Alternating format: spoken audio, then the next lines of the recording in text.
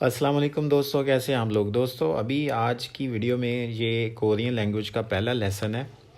तो इसमें मैं आपको बताऊंगा कि जो कॉन्सोनेंट्स हैं वो क्या होते हैं कोरियन लैंग्वेज के अंदर।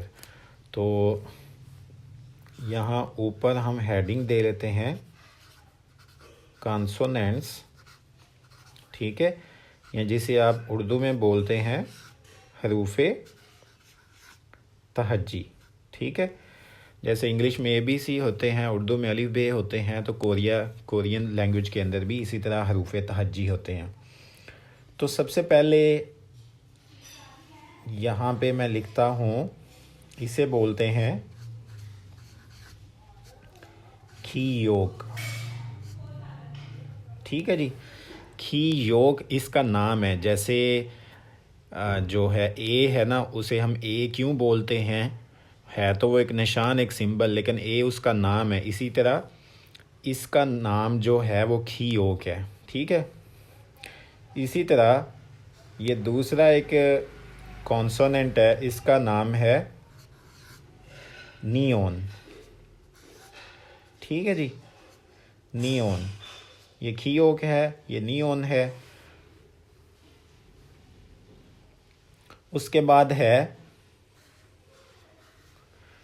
इसे बोलते हैं दीगत, ठीक है जी। दीगत, इसे क्या बोलते हैं, दीगत, ठीक है जी। उसके बाद अगला है, उसे बोलते हैं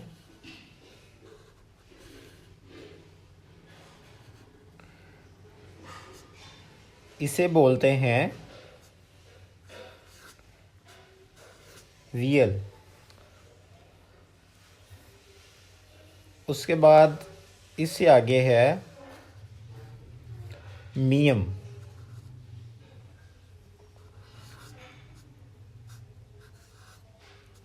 ठीक है जी। उससे आगे है जी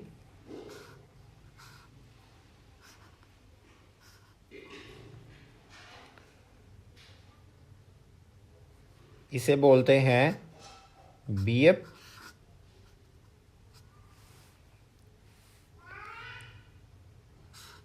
और इसे बोलते हैं सीएत, ठीक है जी। तो ये अभी मैंने सिर्फ लिखे हैं 1 2 3 4 5 6 7।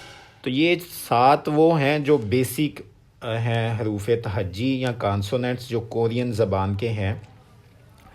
तो पहला फिर सुन लें, इसे बोलते हैं खीयोक। उसके बाद इसे बोलते हैं नियॉन, इसे बोलते हैं दीगत, इसे बोलते हैं रियल, इसे बोलते हैं मियम, इसे बोलते हैं बीएप, इसे बोलते हैं सीयत, ठीक है।